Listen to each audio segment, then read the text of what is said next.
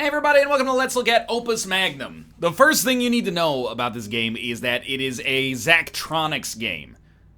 Well, the name rings a bell. Who could that be? Zachtronics. Is that the guy who started Neighbors and High School Musical? No, it's Zac Efron. Is it, I can't think of that many other famous Zachs. Zack Snyder, of course. There's probably a Zachariah in the Bible. Look, this is irrelevant. He made SpaceChem. I mean, with the team, I'm assuming. But he's the, the figurehead of the studio that made SpaceChem. They made Infinifactory. They made TIS 100, Shenzhen IO. The songs that remind you of the good times, the songs that remind you of the best times. So you're going, oh my god, is it another programming puzzle game? Well, yes and no. So if you're the kind of person who, I said there were many of you in the Silicon Zeros comments. Oh, NL never shuts up about being in a CS 100 class. Look, I'm in CS 200. So you can, first off, shove that right up your craw. Secondly, this game's not programming. Yeah, I wanted to get the anti-programmy people out of here first. It's not programming. It's much more like SpaceChem, but kind of without the chemistry. It's a puzzle game, but it's more of a pure puzzle game about essentially just rotating things around and building a machine that can automate the production of molecules. You don't need to know any chemistry. You just need to know the rules of the game, which are easy enough to explain here. I don't know how much it is. This is a review copy. 1 second. I do have the store page open. It's $20 once it's out of its early opening week, I should say, which it definitely will be by the time this goes up. Steam says I played 13 hours. That's not true. I have played like 3, and that was enough to get me through the tutorial and almost all of Chapter 1, which hasn't been too difficult so far, but I also have an affinity for these games. Essentially, like, if you know and love Zachtronics games, the whole purpose of this video is, yeah, it's a Zachtronics game. Maybe you didn't know it came out, go buy it. It's really good. It's still one of those things that, like, scratches the intellectual itch without it feeling like homework, and it inspires you to do better so you can smash the leaderboards, even though I usually just end up getting destroyed. If you don't like Zachtronics games, with Shenzhen IO, I was like, you're probably not going to like it. You do occasionally have to crack open a PDF and figure out syntax. This is not that. I think this might be one of the most accessible games he's ever made, including SpaceChem. And I'm going to do my best to explain it to you here. But I do think it's one of those things where if you're not the kind of analytical, problem-solving type, you might not find this fun. But if you find it, if you are that person, you're going to find it exhilarating. So here's our board. I'm going to do my best to explain it. We don't need to know anything else. There's some simple rules involved. And this might look boring, and it might look complicated.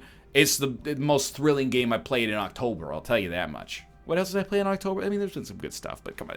Anyway. So products is what we're trying to make. Essentially, let's make this as simple as possible. We're trying to combine a triangle with a circle. A circle is salt. I don't even know what a triangle is. Elemental water. Okay. So we're trying to make stabilized water, which I guess is salt plus water. The way that you make salt is essentially, according to this rule book that we see right here, it might look a little confusing, but essentially any mineral that passes through what is called, give me a second, like an alchemical corruptor or something. What is this? Calcification. Dream of calcification. Anything that passes through a glyph of calcification will become salt. You don't need to know anything else about this. It might look confusing. It's irrelevant, essentially, for the purposes of this. So what we need to do is create this, which also has a bond in it, which we can create very easily, out of these two things. You only get 2 reagents to put down, or you only get however many they put into the space for you to put down, so we can't just spam them out here. And we want to do it taking up the least amount of space as possible. We want to do it as quickly as possible and as cheaply as possible, because all of these parts that we have cost money. So let's work backwards. How are we going to do this? Well, the way that we do this is actually by, I'm going to use the P word, maybe we're going to give instructions to machinery to automate the creation of this mineral. So what do we need? Well, we need to put 1 water reagent here. We need to turn this into salt and put it here, and we need them to be bonded. So let's start, and now I need to actually solve the puzzle, which is where things are going to become more difficult for me. Let's start by using some basic tools like this. This is a fixed length arm. So essentially, it rotates. It can move along a track, which we can place like so, and then if we put it on here, we could have it go like, I'm just moving this freehand right now, but we could program instructions for that, but I don't really want that because it's going to be too expensive for a puzzle of this quality. So what we could do is just, say we have this mineral right here. This is our instruction bar where we're going to issue instructions. Some of these are important to note. Like, this is a rotate instruction. If we put like 3 of these down, it'll rotate 3 spaces in the clockwise direction. And it'll just keep doing it because it loops once it hits the end, which is important to keep in mind when you're giving instructions here. You could also institute a grab instruction, just inserting it there. And then, in its first instance, it'll grab whatever's in the space it's currently occupying, and then it'll just spin around, and we'll have a failure here because it's going to result in an atom collision. However, notice it did get calcified because it passed through the glyph of calcification. So what can you do with this? It's very simple. I'll tell you what we'll do right off the bat here. Let's grab... This might be idiotic. I'm basically just freestyling here. And I'm going to build it, then I'll work backwards from there, and you'll see what's up. Because I'm trying to make this take up as little space as possible, right? So let's delete all these instructions here. UI is really good. You can just click and drag for most stuff. You can insert things before things very easily without having to replace every single instruction in the queue. Sometimes it can be a little finicky, but very rarely for what you might expect a game like this to do. So I'm gonna say in plain English what I want this to do. Grab, 1 counterclockwise, drop. 2 clockwise, grab, 3 counterclockwise, drop. These will bond, and then we need something to put these in like the final position here, which I honestly think like this might just work, but I'm also brain dead when it comes to doing things that require a rotation. We might have to pivot this once. So let me go through that again. We're gonna grab, and I'm gonna place them on while we do this. We're gonna rotate 1 counterclockwise, and then we're gonna drop. What does this do? Drops that thing off. Then we're going to go 2 counterclockwise, which will put us here. We're gonna grab this. We're going to go 1, 2, 3 clockwise. And we're going to drop. What is this going to do as we step by step it? It should create the molecule that we're trying to create here once it drops it, which it just did. So now this molecule is created. I think we want to pull this back. Now it becomes a problem for me because I've got to visualize it, and it's going to take way more cycles than I'd like it to do. Anyway, you're dropping it, that's good. But you actually don't need to drop it now that I think about it. But we'll just leave that there until we finish it. So now we've created the molecule, we just need to rotate it back. So I think if we actually go 1 to the counterclockwise and then pivot it 3 times, that'll be fine. So let's do that. 1, and then this pivot just pivots it around the axis. We might even have to only do it twice, but let's see if this actually works by just playing it in real time. Have we built a machine that can create stabilized water? Yes, we have, as long as you drop it off. All right, so now let's play it through. And here's our puzzle solved here. Freely. As you can see, it creates it. Sometimes, you know, on future cycles, it won't work as well as it did the first time. So, you know, you do have to keep that in mind. I can see that we've got some inefficiencies here, and if you're shouting at the screen, you're doing this wrong. Look at how many extra stupid moves you have in there, you idiot. You're a genius. You should be playing this game right now instead of, you should just go out and buy it. It's gonna scratch that itch, I promise you that. So now you can see, here's our leaderboard position. We did really well in area. It cost less than the average for sure in terms of space, and it was a very compact space. It also was much cheaper. It was on the low end of cheapness, but it was horribly, horribly, horribly inefficient, like embarrassingly inefficient. By the way, you ever want to see your GIF of your solution? You can just record it there, and then it'll be saved to your desktop, and you can tweet about it and be all smarmy about your leaderboard positions.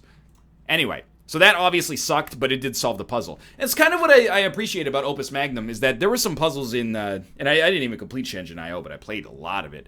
There were some puzzles in the game I found very difficult, extremely difficult. In this game, it usually does take me maybe 10, 20, 30 minutes to solve a puzzle, and then I can decide if I want to work on optimization after that, if I want to, you know, get these embarrassing leaderboard positions down here. Anyway, speaking of which, you might think, you know, oh, that's only one solution to the puzzle. You're right. Here's apparently what I did the first time. I don't even remember. Let's watch it act here.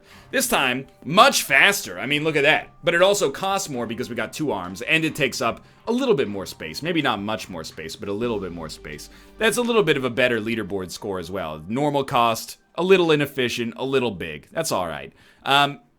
So yeah, another thing that's neat is that you really can optimize your solution in a lot of different directions. You could try to use as few parts as possible, not really worrying about how much time it takes, and that'll probably make it smaller as well. Or you can just go for like, I want this to be the most efficient thing ever, and if it costs, 2 times as much as the average solution, then so be it. Or you can go, I want to make the most compact solution. And what's neat is that all of those have like a practical real-world application, I think. Like, if you're in industry, you might need something that's super efficient. If you're a household consumer, you might be like, I mean, I know this is getting a little up my own butt, but you might want something that's small and compact and cheap, and maybe it's inefficient, but whatever. It's like your fridge timer or something might not be the most, your oven timer, let's say that. It might not be the most efficient thing in the world. It might be the worst programmed clock in human existence, but, it's cheap and it doesn't take up any space and it doesn't matter in the whole scheme of things. So anyway, there is a story that runs through the game. I don't really worry about that too much. I'm playing this for the pure puzzling elements. Let's look at a level that's a little bit deeper here in the first world, because things do get more difficult pretty quickly as time goes on. So let's look at airship fuel. And I'll just show you my solution for that right off the bat, because obviously it's not great. This is where things get more complicated. You can see we got, like 20 steps, or 20 intervals of time maybe, with a reset instruction, which essentially is the end of a loop. This is kind of hard-coded in here because I want everything to restart at the same time. It's a little finicky, but it's kind of a nice get-out-of-jail-free card. We're trying to make this, and I will just let it go, and you can see it happen here. So we got a couple of different things on the move here. You can't really see it right now, but number 3, which is right where this X pointer is actually a piston that does something different than the rotating arms do. The rotating arms, as you can see here, also can be extended to be a little longer. We got a 1-length arm, we got a 3-length arm, and we have a 2-length arm, which is actually an accidentally, like, really nice demonstration of the 3 different lengths that they can be, which is nice. Pistons can be a little longer as well. They can just go in and out. I don't believe they can pivot. Maybe they can pivot, though. Let's stop this for a second, because I want to show off some other ones. We'll come back to this one. We'll try to build a more efficient solution for this. But for now, escape me, please. Let me find one that uses a multi-bonder, because those are pretty interesting as well. My solution for this one, again, par for the course, but is not that good. We don't even have a multi-bonder for this one, but sometimes, it's just mesmerizing to watch these things happen. What you're seeing here, by the way, is a promoter. So with a Quicksilver atom, which is the one that, looks like Taurus or something like that, and an atom of anything else, it kind of promotes it, which is a strange thing to say, but basically, you start with lead, add Quicksilver, becomes tin. Add Quicksilver, becomes iron. Copper, silver, gold, etc. So you can turn lead into gold through an ascension here, just by adding Quicksilver over and over and over. So we don't have a multi-bonder in this. Did I ever use a multi-bonder? Am I too stupid to use the multi-bonder? What about hangover cure, which is, hilariously, just water? Yeah, this one uses a multi-bonder, which is this tool. Right. What is this? The Glyph of Equilibrium. Which is this right here. So you can actually create up to 3 bonds as a result of this. Now, we don't need it for this one necessarily, but we did use it for this one to create a bond along this axis right here. And we'll just watch that in action. You can also see over here in mechanisms, there's rotating arms that have more arms. They have a different cost associated with them. A lot of efficient solutions use tracks. I've basically never used them.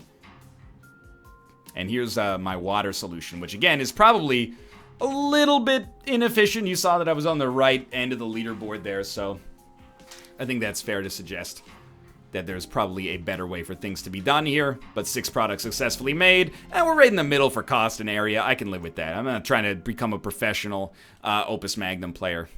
So let's make airship fuel with a new solution. I'm wary about going on to something I've never done before, just because it'll be perhaps a bit of a challenge. And let's try to do this with maybe a multi-bonder instead of what I was previously using, which was just 2 single bonders. There's also an unbonder. Again, these cost nothing, so I guess they're essentially just here for a placeholder. You can also, like, pan and zoom if you want to take up even more space, but I'm scared of what that entails, so drop that. All right. We want to create airship fuel, and we start with 3 elemental fire reagents. So we know 2 of these are going to end up as fire, and one of them is going to end up as oxygen. See, the thing is, like, probably the most efficient solution is to actually just go, salt, fire, fire, salt. Just create those in 2 different places and move them together. But let's go for a solution that maybe is a little cheaper on parts and a little bit more expensive in terms of computer cycles, or, the machine cycles. So we'll try to do that using a multi-bonder. So the way I try to do this is kind of improvisational, which is why I'm bad at it, relative to a lot of people who are, geniuses in this game. And this game really does... I was talking to Dan, but I was like, if you look through hashtag Opus Magnum, people sharing their gifts, you look at their careers, software engineer, people that work, IT people, like problem solvers. You don't have to be a programmer to play these games. This one especially, because it doesn't use even syntax or anything like that. But you definitely have to have a mind that enjoys this kind of problem solving and optimization. I think a lot of people out there don't know that they have that mind. It's a skill that can be trained. Now, does that sound like a fun video game? To me, it does. Maybe I'm becoming an old man, but I'm happy to be in the company of other, people of an advanced age who enjoy playing games like this. Doesn't make you a better or worse person, doesn't make you a smarter person, but playing the game might actually make you smarter. Enjoying the game doesn't make you smarter than your friends, but if you finish the whole game, you'll probably be smarter than when you started it. Okay, so let's be smart about this. We want to put a multi-bonder in here somewhere, so let's just put it for a visual reference. We can always rotate this, by the way, so maybe if we want to look at this visually, how would we want this to orient itself? Something like that. Because we want the second bonder. We're going to have to... Yeah, okay, I see the problem. All right. So here's what I'm thinking. If we want to use as few parts as possible, I think that's relatively simple. And again, that's why I think if there's anything I want to get across in this game, is that as long as you can explain easily what your step-by-step instructions are in doing something, you can make a puzzle that will beat these... You'll make a solution that'll beat these puzzles. Your scores will probably be bad. That's fine, though. There's still, like, a certain satisfaction there. So all I'm doing right now is essentially programming, like, the world's slowest solution to this puzzle. Just to show how easy it actually is if you just want to complete it. I think this is a lot less gated, at least in the early game, than something like Shenzhen was. So what's it doing? Grab, drop. Go back, grab, drop. And then, actually at some point we're probably going to want to put a glyph of calcification in here. So that it can actually grab this thing, but that's, you see the idea there. Yeah, okay, so here's what we're going to do. Put that there. No, we're actually fine. Put it back here. Yeah. It's going to be horribly inefficient. I almost don't even want to... I'm, like, embarrassed for what's going to happen here, but it's going to be fun, so let's do it anyway. So, it's going to drop. It's going to drop. These are going to bond. Now we want to put a salt molecule here. So the way that we're going to do that is put a glyph of calcification right here. And then the final stage is going to grab... Wait, it hasn't come back yet. Yeah, so move this way twice. I can't stress enough. I'm embarrassed by how slow this is going to be. You're going to go clockwise once more. Then you're going to go counterclockwise twice. And you probably don't need to drop it. But essentially, what this should do is create 3 out of the 4 reagents that we need here using only one part and very limited space. Oh, that's right. I am a silly man. This will not work like this. Now you start to think about, okay, so this is where it gets garbage right here. Because it'll collide with that molecule. So there's many different things we can do here. I'll tell you what, let's add another part as much as I am loath to do so. And, wow, this is actually a terrible solution. Now that I look at it, I'm like, this is hideous. Well, there's a couple of different ways we could do this. And I'm saying that so that I don't have to actually explain to you what those multiple different ways are at the present moment. Because, like, right now, if I just roll through it, kind of a hard game to play and talk about at the same time, by the way. Here's the problem. We grab this. As soon as we come off of this space, this is obviously, like, not great for us. We can't get away with putting a glyph of calcification here. We could... I actually, like, I find myself tempted to do this a lot. I kind of want to scrap this whole solution. It's one of those things where it seems like there's probably an obvious answer here. Like, we could easily make something that just grabs this and then pulls it around, like, even to here. But maybe we should just scrap this whole solution right now. Let's try this again, because this is not a good setup. Again, with 2 bonds, it's easy. I kind of want to make something cool with these as well, but it scares the Jesus out of me because it's horrifying. Okay, so let's get this triple bonder down here again. This happens in every Zachtronics Let's Look At, I feel. I always find myself in a position where I'm like no longer doing what's supposed to be done. So what if we did it differently? And again, we want to rotate it like that. What if we drop off the salt molecule first? So the way that we would do that is like fire reagent, which we still have one more to put down. Fire reagent, calcification, glyph. And then it would be a grab, counterclockwise, drop, clockwise, grab, clockwise, drop, riveting commentary, I'm sure, counter, grab, counter, grab,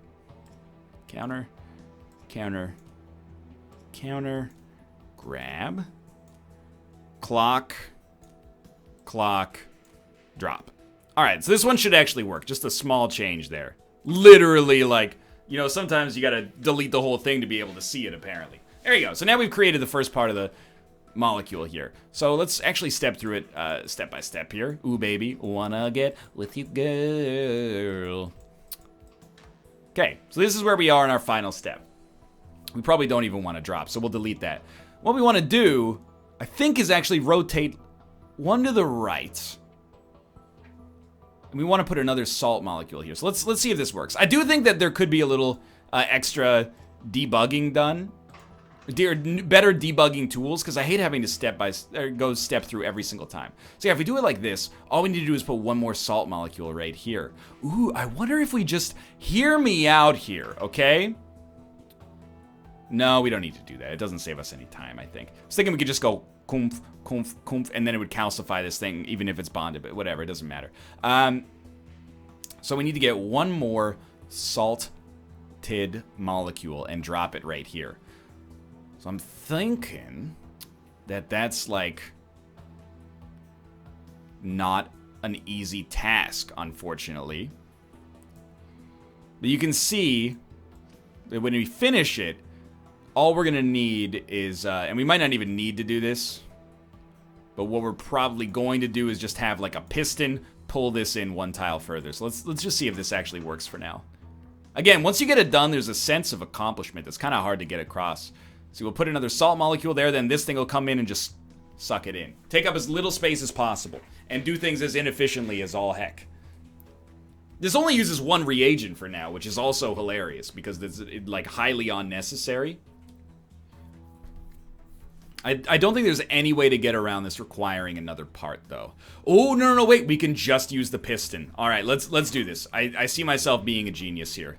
So we're going to take another reagent, and we're going to take another glyph of calcification. So it's just going to continue to get more expensive, but at least it's not taking up much more space. And then, what's this going to do? Oh, I can't quite reach. We can probably do it with a rotating arm instead. So the idea would be like, grab. Oh, but your rotation will take it in, but it doesn't actually... Like, let me try something here. I've never done this. So this becomes our second slot right here, by the way. If we grab it and then rotate it counterclockwise, what happens? It doesn't pass through the glyph. Could probably move it so that it does. But then the solution is looking less and less elegant as time goes on. We could also, you can make pistons that push. We could also make a track. We should be making a track. What if we try to track up this solution? Like, it grabs it. It can't calcify it this time. We're going to need another glyph of calcification. And I know you're going, oh no, not another glyph of calcification. You know what? I will not be shamed for my enjoyment of this game. Here's what your boy's thinking right now. Final step, you're going to grab this thing, take it all the way up here, rotate once to the right. You might even be able to just rotate and pivot once more after that, saving you the cost of the piston, at the risk of introducing many, many more extra cycles. But anyway, we're going for almost the most ridiculous solution possible, so you're going to move in the plus direction. 1, 2, 3, 4, 5, 6 times. 2, 3, 4, 5, 6 times. And then you're going to rotate counterclockwise once. And then we're going to try this again. So step. We know that the first phase of this works totally fine. Oh, you know what? We didn't drop the other molecule, so we need to insert a drop instruction in there. Yeah, this is bad. So this is where you like that. And then you got to drop right there. And after you drop, you're going to have to actually move back a little bit. Because I think you're dropping it like it's hot. You're dropping it here. So you got to go 1, 2, 3 and grab. I know this might seem ridiculous. Give it a sec. Give it a sec. As much as this looks like it might be the most complicated, I think this actually might be the simplest way to explain what happens in this game, is to essentially just have one arm do everything to start with. So now we look and see if it's working. Grab, please. Now go plus, plus, plus, plus, plus, plus. Calcified. Rotate 1. It's bonded. And now the idea is, I think we got to use a piston. I hate to do it. Oh, you know what? No, we don't. We could just add another stage to our track and move one space further. Easiest money ever made. Do that. Move one more space. All right, so if all works out, we should have created probably just about the most inefficient, like get rid of this. The most inefficient, but also potentially one of the most hilarious solutions to a puzzle in Opus Magnum. We're going to watch it happen. There's a great sense of, I built this. This is my, oh, you got to drop it, of course. This is my unique solution. And I like that. That's what gets me about this game. Is that, yeah, is it stupid? Is it expensive? Is it arbitrarily constrained by something that it had no business being worried about? Absolutely. Okay, no. So the final thing is at the end of this, we just issue this instruction, which tells it to reset all parameters. So go back to the start, basically. My hope here is that we've created, at the very least, something that is inefficient, but doesn't take up very much space. Obviously, it's going to take like 240 cycles, which is probably way worse than my earlier option. It's probably more expensive than my earlier solution as well, because it actually uses some expensive tools. It uses 2 glyphs of calcification, which is probably unnecessary. And it uses 7 spaces of track or something like that, which is way more track than it actually needs to use. But look at that. We've made essentially a single-arm multi-bonder machine that will complete this puzzle. And if I can do it like this, you can do it too. Look at that. It was actually about average area, which offends me a great deal. Horribly inefficient, but a little on the cheaper side. So at least I can trick myself into thinking that we did something positive here. I'm going to do one more here. Maybe we'll try to do our own, like a new puzzle here. I'll show you a health tonic, which I was like, obviously in over my my head with health tonic, but you know, here's how this one ended up working out for me. Lots of pistons. We should just rotate this at the end. That'll save us several cycles. No multi-bonder. Oh, wait, do we have a multi-bond? No, we start with a molecule already. All right, again, not the best solution, but it is mine. So what you see is what you get so far. If you want to pick this up, do so. It's on Steam. It's $20, well worth it. Hours and hours of entertainment. I'm on World 1 of 5, plus it has the... this isn't what I meant to look at, actually. Plus it has Sigmar's Garden, which is kind of a Chinese checkers game. That's what we call it anyway. But I don't get the games for this. I get the games for this. So let's try Stamina Potion. What are you on about? A little boost at the necessary time is how he put it. Armand is worried about Frederick. He wonders if Frederick will be able to produce an heir. It's alchemical. You're like a royal alchemist. You're working for a king. He needs you to make hangover cures. He needs you to make, you know, Viagra, etc., etc. All right. It's not making it that's the issue. It's the thinking about it. You should know better than to use your imagination. Let's do it. So we need to make... Oh, Lord. Okay. We need to make this. I don't even know what I'm looking at here to start with. How do you make the male symbol? The male symbol is iron. We need to ascend lead twice. This is going to be a terribly inefficient solution, by the way. So let's start the most basic way possible. I think we should ascend lead twice. So the way that we would do that, in my opinion, is get this ascending module here. We'll try to work backwards. So you're going to give me a little quicksilver. Thank you. And you're going to give me a little lead. Thank you. So... there's probably, again, like a pattern that can do this way more efficiently than I'm about to. But we'll do it like this for what I consider to be simplicity's sake. Both of these are going to grab and rotate, but they're going to do it in kind of a different way. So first, arm number 1, grab, rotate counterclockwise, and drop. I don't know if you need to drop, but we'll have you drop regardless. And then you're going to reset. Then, elemental lead. You're going to grab, which we should put on first. You're going to rotate clockwise. You're not going to drop. You're just going to kind of sit here. What does this do? Period override. Period of solution can be artificially increased. Yeah. This is rarely necessary, but it can be useful. That's kind of what we want, I think. So we basically want this thing to repeat twice. But maybe it's actually easier to just have it... Sorry, I put this here. It goes back to the... See, this is where I realize smarter minds prevail in this situation. Anyway, we're just going to do this the old-fashioned way. We're going to have you, like, hard code how to create one lead atom, or reagent, if you will. So you're going to grab, you're going to come to the left, and you're going to drop. And essentially, if we step through this, this should create one iron, which is the male symbol, by ascending it twice. And there you go. Cat, I need you to go. I need you to get out. I need you to go. I need you to get out. I need you to go. There you go. Okay. Sweet. So now we can just put that in a bonder somewhere, and we're good. So we know this will work. So this, at this point, you should basically reset. And then have something else grab it. In the meantime, we also need to make 2 water molecules. I think the easiest... We don't actually need to make them. We have 2 water molecules. What we need is to bond them. And although it looks like the multi-bonding glyph is for the best here, I'm actually skeptical. I kind of think 2 of these bonders is more sensible. How will this work? Well, essentially, like, the iron will come up, it'll go here, this will get pushed in, bonded. Then, same thing, but opposite on the other side. But we got to think about how we're going to lay this out, obviously. Because right now it looks kind of stupid. to say the least. But anyway, for now, I'll tell you what. Let's just throw a little piston in here. So what does the piston do? For now, it grabs and it pushes. And then it drops. And then it stops forever. It does not restart until this moment right here. Which is, again, you shouldn't have everything do this probably, but if my math is correct, you drop. And then we got that iron created. Okay.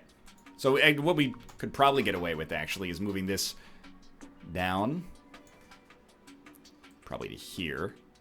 And then moving the water. It won't go on top of a... Oh, what have I done? It won't go on top of a bonding thing. And this will probably cause a collision. So we might want to just put it like here. And then it'll rotate, rotate, rotate, rotate. Not great. Let's talk about throwing a rotation in here, maybe. Oh, God, what am I doing? Something like this. Bond it right. Excuse me? Here. So. Wait, brain, you're broken right now.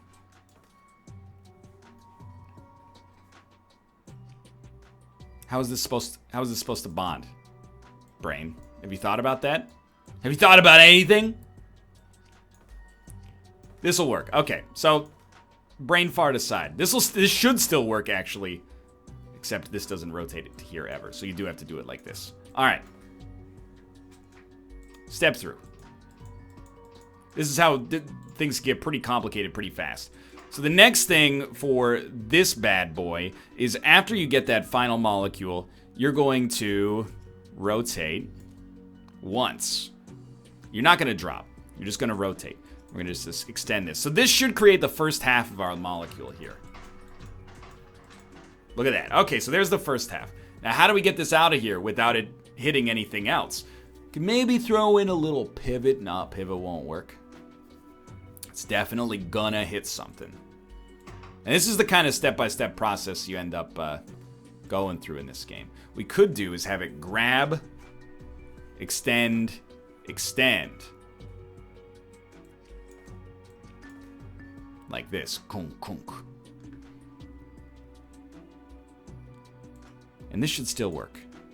And I'm cognizant of the point that at this point in the video, I'm mostly playing it for my own enjoyment instead of for any value whatsoever to the audience. And that's good. That's a good thing, because that indicates that the game is strong. However, it does also indicate that if you're not into this, I'm sure you're wondering, what the heck is my boy doing right now? In which case, do not concern yourself. So I see the heart beating as one in this situation. So you grabbed it, it's rotated, you're going to become a good molecule. I can already tell. Easy money setup here. So if you just walk it through, there we go. So we got to get something sort of like this going on. And that's our final action here, right? You drop it, but you don't want to actually drop it. I understand. Okay. So the next step is we need to do the same thing, but on the other side. So what that'll entail is probably me being kind of an idiot and like, one of the things we could do is like grab this molecule, pull it out. No, that's actually stupid. I wish that there was, oh, you know what? There is a way. Hold on. No, don't show current area. Stop. Show ghost atoms. We'll show the atoms present when you last stop the transmutation engine. So I was wrong. There actually is one more like pseudo debugging tool here. So this is where we want to show the ghost atoms. Stop. Ghost atoms. All right. Hotkey 1. So we want to create a situation in which these ghost atoms match up. So what do we do here? This should be pivoted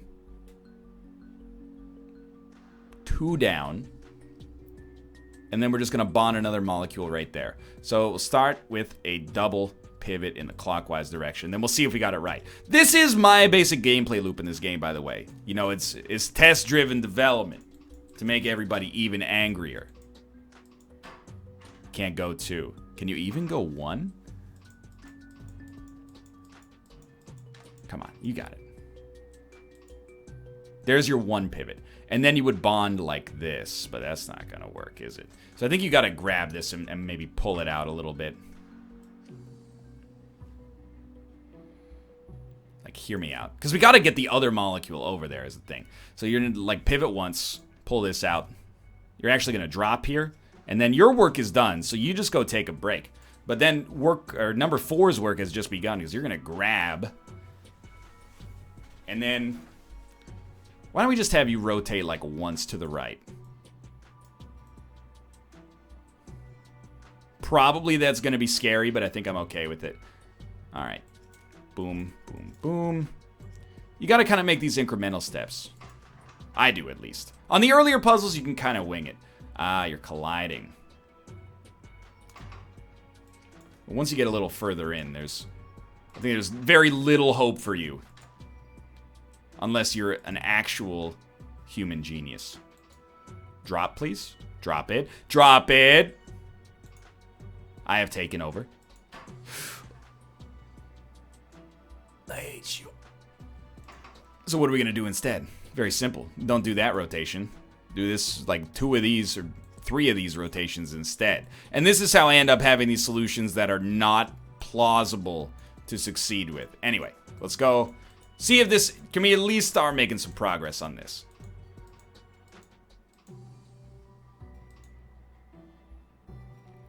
Yeah, but we probably want to go even further, as hilarious as this is. And again, I can't stress enough, if you're watching this, you're going, NL, you're a moron. What are you doing? This is the game for you. Shame me on the leaderboards. Tweet me your solutions. I click on every single one of those GIFs that I see, at least. See, that's cool. Now we got it. Sort of. So this drops it. Show me ghost atoms, please. So we want a bonder right here. And then we want to somehow find a way, excuse me, move this please, to put another water molecule right here. And you're going 6-length piston. Doesn't exist. What we could do, though, is create a track.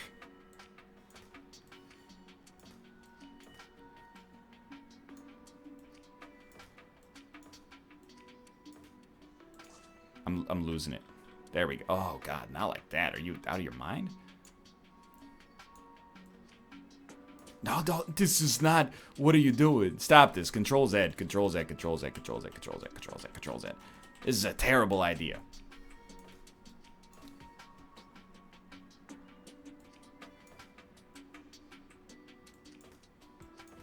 I'm now like, what have we done? No, this is still apt. It'll still work. Tomo, you don't need to be in here right now. Daddy's working, or pretending to at least. Okay. Track goes here.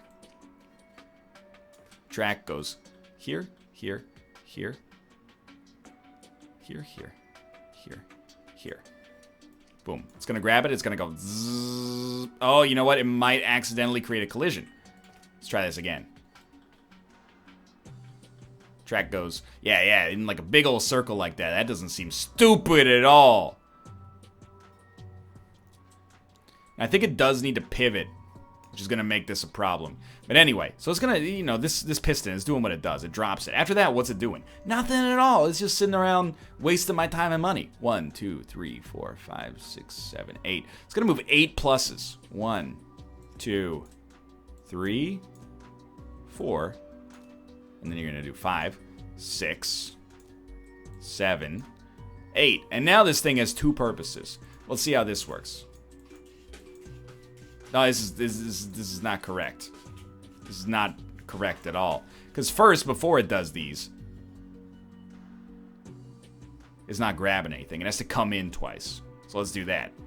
In. Like so. Hello, my good luck, Tomo. Welcome to the show. Let's hope this works. Grab, and then he likes to move it.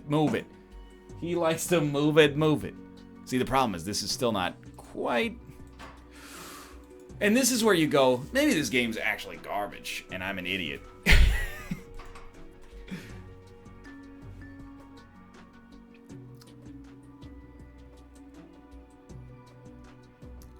I actually think if we throw in like a pivot, a Jeremy pivot in like this direction, it might be better. Let's run through it real quick. Once we see, you're getting a real feel for the NL school of puzzle solving here. You can't throw in that pivot that quickly. The pivot's got to be at the end. But it can't be at the end. It's got to be slightly before the end. Otherwise, it would cause another collision. That's the wrong direction for this pivot. That's fine. You're just going to pull that bad boy out of there. You're going to put one of these bad boys in there instead.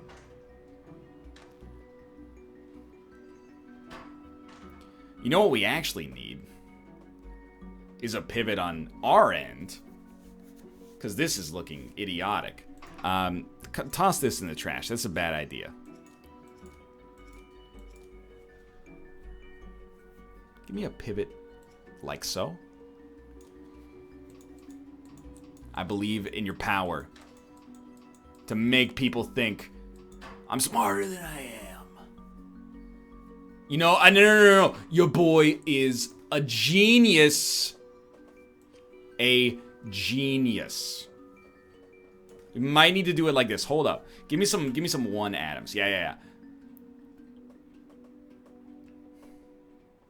You're gonna rotate once to the left. Forget your pivot for now. Give me a second. This is gonna take a second. Chan, you're not even here anymore, okay? I'm in my happy place. That's where I want you to be. You're gonna rotate. You don't rotate. That's your thing. You don't rotate. You're not a rotation arm. You're a freaking piston. And that offends me on a great level. We really just need... Hold up. This. We need this to be here. With this atom facing in a different direction. So let's walk through whether or not we can actually make that happen.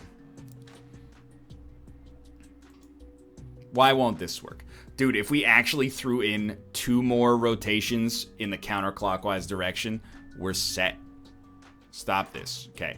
So throw in, give me 2 of these left boys.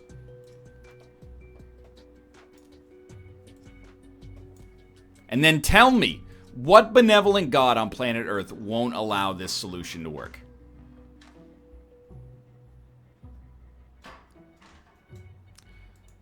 It's one tile too far away. This is doable. You delete the track. You delete one of these pluses. And then you run through it again. And we'll keep running through it again until it works. It's one tile. No, back up a step. Back up a step. What are you doing here?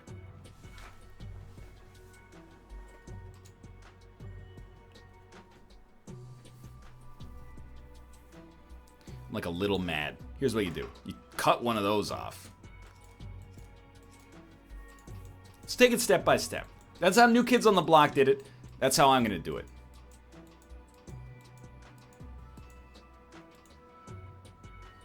The solution is real. Obviously, this needs to be here. And then we need to be here. So just cut this track. And then fudge wrap, you can have it back. Look at this. Look at this. He has not done it yet, but he is about to do it. Because the last thing you need, and you're always going to want to put one of these in here, is a little push and drop. And now we have created our molecule. And that's about a actually, like, incredibly apt representation of what about one puzzle in this game looks like for me. So if you're going, this looks like hell, dude, this is not a game for you. That should be, like, abundantly clear. And if you're going, this looks like fun and NL's an idiot, this is the game for you. So we actually want this. And now we might need to pivot it once. No, you shouldn't need to pivot it. Just do that. And I think this will actually work. So you're going to go one more to the right, and then you're going to reset. What does to the right mean? You're going to go counterclockwise, which is actually clockwise.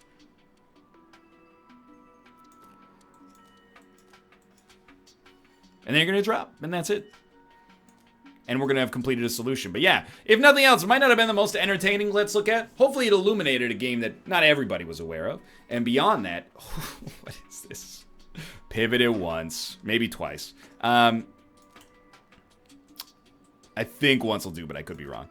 My visual cortex is just broken 100% of the time. Beyond that, it was very representative. This is what playing the game is like for me, and I still have fun with it. So if I still have fun with it, despite being, I'm sure you're probably saying, an idiot, then think about how much fun you could have if you're smarter than me. And I'm sure you all are, because I've read the comments. So go check it out. Put your money where your mouth is. Look at that. We have made something. It creates a stamina potion. You have to be a virile individual to play this game. If you want to create solutions better than mine, I'll just tell you straight up, don't even try. You can't do it. Can't be done. What we should really do, instead of having to rotate it once at the end, is just put the molecule oriented in the proper direction, but whatever. The point is, we've done it. Wasn't always easy, but look at that. We weren't too far below average in every category. That's what I aspire to in my life. Took up way too much space, was a little inefficient, and a little expensive. It's not that bad. Let's record a GIF of that, because you know what I'm going to do? I'm going to tweet this GIF, and I'm going to say, hey, see you on Friday for a Let's Look At of Opus Magnum. For now, though, thanks for watching. This is Opus Magnum. It's $20. If you like Zachtronics stuff, instant buy. If you have never played Zachtronics stuff, this might be a decent starter drug. Like, you might be looking at this and going, NL, you really didn't sell it because that puzzle looked way too tough. And I'm maybe flattering myself by saying that. Either way, the tutorials and the first world actually get you oriented much more gently into the game than this maybe illuminated. But apart from that, that's what it is. You don't boot up a puzzle, beat it in a minute most of the time. You boot it up, you tinker with it, you're off by a little bit, you tinker with it, you're off by a little bit, you tinker with it, you solve it, you tinker with it to make it even better. That's the loop.